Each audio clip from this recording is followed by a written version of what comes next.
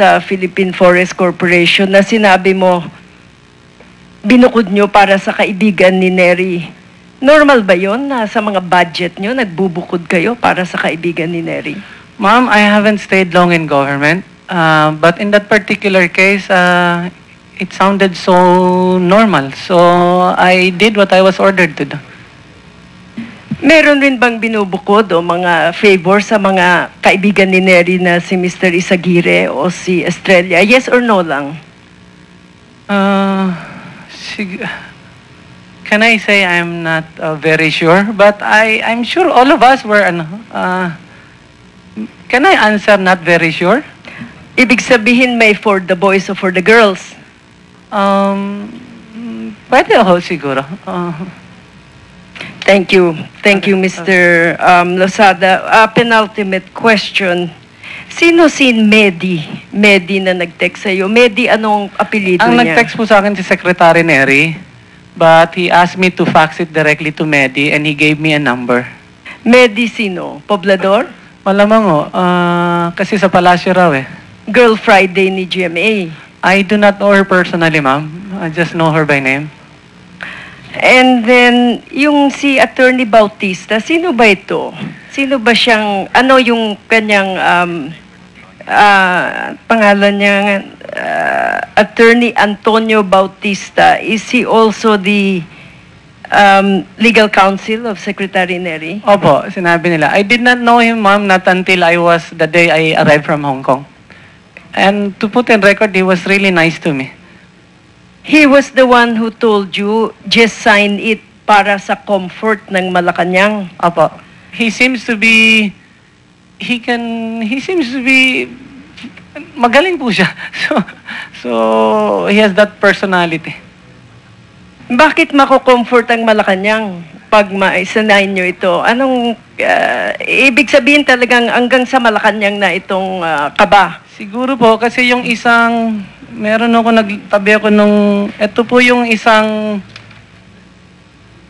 ito yung 3.02 na dun sa affidavit ko na sabi ko, Attorney, I have reservations on that. I'll read it na lang po para hindi naman lahat, sabi yun, ito po, last, during the entire period that I was engaged as consultant on the ZTE broadband project, I have not discussed nor met with any other government official except Secretary Neri or politicians on this broadband project. My communication on this matter were confined to telecommunications engineers and technicians. So, sabi ko, Attorney, meron ako reservation dito. Kasi hindi totoo to. Kanya, pirmahan mo na lang para sa comfort na nila. Hindi mo naman sa comfort yan eh.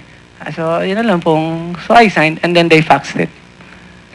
Comfort ng Malacanang. Thank you. And as your,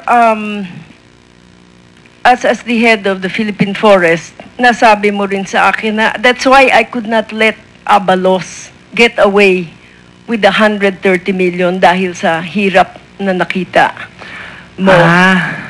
Can you explain a little? Hindi po. So, ang ibig ko pong sabihin, sa trabaho ko po kasi sa Forest Corporation, I go up to upland communities.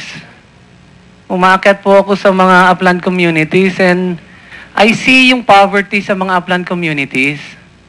And the one I shared with you last night was sabi ko nga na I have encountered mga katutubo po na nakita ko rin sa lugar nila maraming bayabas. Sabi ko rito sa isang katutubo na nakakasama ko, sabi ko, ay dami palang bayabas dito, ba't hindi natin kunin, ibenta nyo sa bayan para mas may pera kayo? Well, how he answered me really struck me. Sabi niya sa akin, sir, hayaan nyo na para sa ibo naman yan. I was so touched kasi pag tinignan ko siya, hindi naman po siya mayaman eh. Yung tsinelas nga niya, kupas na. Yung t-shirt niya, halos butas. And yet, he talks about caring for the birds. And I was just touched na, sabi ko, buti pa tong mama na to eh. Wala namang, kung titingnan ko, walang yaman yung mama na yun eh. But he thinks of caring for the birds. So, sabi ko, pati ako napahiya sa sarili ko eh. And then when I come back naman to Manila, I deal on billion peso projects and I give them na like, siguro ganito, 3.5 billion, okay na to, wouldn't want pa. Parang, ang hirap pong i-reconcile ng buhay ko.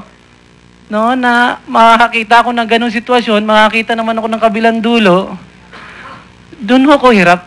Kaya sinasabi ko nga na, pasensya na po kayo minsan na,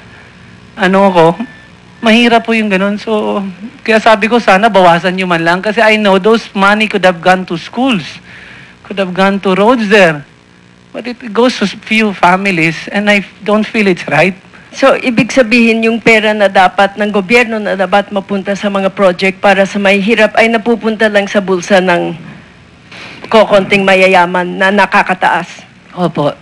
Senator, last question, please. Thank you, Mr. Chairman.